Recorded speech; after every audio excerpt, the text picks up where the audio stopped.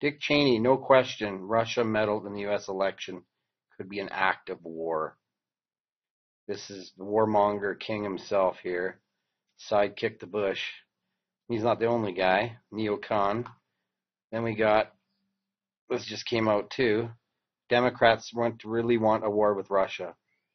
And it was over 4 years ago during the debate. He was mocking Mitt Romney for saying Russia was a threat and saying, the 80s want the foreign policy back. It's been, Cold War's been over for 20 years. And then now we got Democrats here, a whole bunch of them.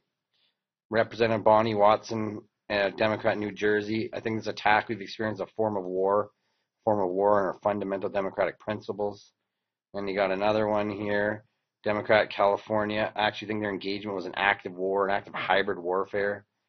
This past election, our country was attacked. We were attacked by Russia. Another Eric Swalwell, Democrat from California.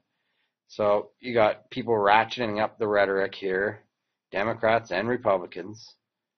Then we got this going on. Planned Russian exercises in September, so NATO worries. Biggest Baltic exercises ever come at the same time as drills in Sweden. They just started their nuclear refurbishing and restarting all their nuclear bunkers. They're restarting the conscription. This is also coming on the heels of a whole bunch of the missile defense in Romania and Poland. And now, this is just yesterday, the other day, where one of Europe's largest NATO exercises begins. This is, there's one in Poland. They did a whole bunch of hundreds of equipment just arrived in Estonia.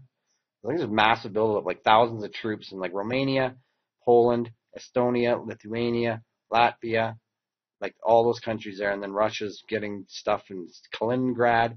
So they're just starting their own biggest one. They're doing missiles, drills with Belarus, which is their ally. So they got the biggest ones ever. So this is just back and forth, NATO and that. Something's gonna, I don't know. And then this, Russia says U.S. anti-missile defense system will spark new arms race. Defense Ministry also says U.S. patrols in Black Sea are a potential threat. Russian Defense Ministry said the U.S. deployment of anti-missile system will spark a new arms race. It's a threat to world security designed to contain Russia and China. The presence of the global anti-ballistic missile system lowers the threshold for the use of nuclear weapons because it gives the U.S. the illusion of impunity for using strategic offensive weapons from under the protection of the ABM umbrella. Viktor Pozdinkiner told the disarmament conference in Geneva. The ABM shield is a symbol of the buildup of rocket force in the world and is a trigger for a new arms race. The U.S. deployed its THAAD in South Korea in response to North Korea. And the Russian Defense Ministry also said it regarded U.S. naval patrols in the Black Sea as a potential threat to its safety because it was unclear what kind of missiles the ships were carrying. So yeah, that's going on in the Black Sea, and then the Ukraine thing. And this is just now, there's a tit-for-tat race going on. Russia joins the U.S. in race to field gun-launched swarm bots. So these are bots, they shoot out armed drones. So they basically have like a swarm of drones shot from these cannons. A pair of Russian programs hastened today that drone swarms may meet each other over the battlefield. Russian arms makers have announced efforts to shoot multiple small drones in rapid succession from small arms and cannons, hastening day when a Russian-U.S. drone swarms may meet each other over the skies of a distant battlefield. So we got that going on. This just in too, claim Russia has created a devastating Zircon hypersonic missile that will rip through U.S. warships. Unstoppable, unbeatable, undefendable. And they got a whole bunch of other stuff too. They got these supposed underwater submarine nuclear drones too, sitting off the coast, like in the continental shelf there. They're supposedly, if they're any type of war, they could create a massive tsunami, a radioactive tsunami on the coasts. That was leaked out about 6 months ago or so, last year. As President Trump ratchets up U.S. military in his latest budget proposal, Putin is reportedly creating a hypersonic missile. Such devastating implication the U.S. Navy is being called unstoppable. Russia claims to have created a devastating hypersonic missile that travels 5 times faster than the speed of sound, ripped through Navy warship defenses because it's too fast to stop. The Kremlin Zircon missile has been called unstoppable, unbeatable, and undefendable, with a 4,600 mile per hour speed that only one defense system in the world can destroy, and that system is owned by Russia. Missile employs scramjet technology to reach hypersonic speeds. Propulsion is created by forcing air from the atmosphere into its combustor where it mixes with onboard fuel.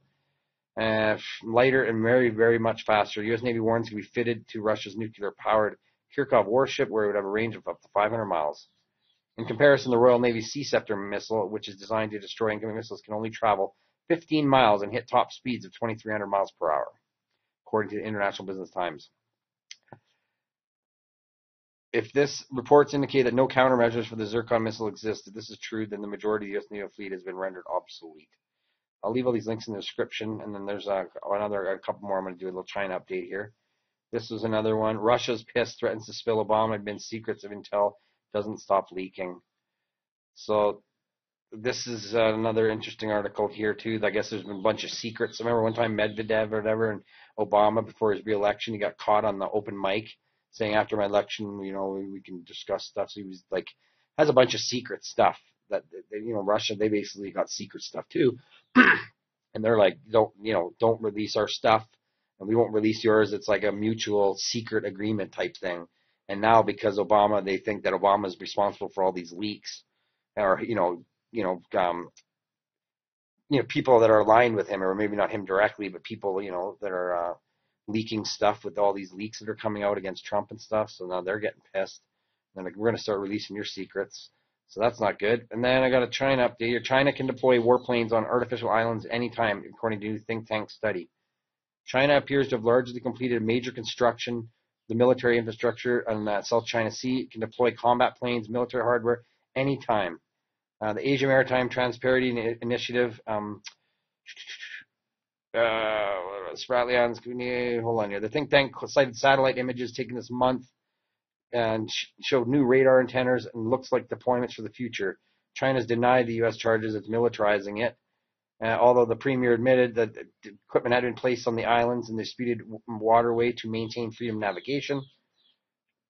He said China's 3 air bases in the Spratlys and another woody island in the parcel would allow its military aircraft to operate over nearly the entire South China Sea, a key global trading route. Several neighboring states competing claims in its potential regional flashpoint. Think tank said advanced surveillance and early warning radar facilities and smaller facilities also gave it similar radar coverage. It said that China has installed surface-to-air missiles at Woody Island more than a year ago and deployed anti-ship cruise missiles on the latest one occasion. Constructed hardened shelters with retractable roofs for mobile missile launchers and hangars for 24 combat aircraft and 3 larger planes, including bombers.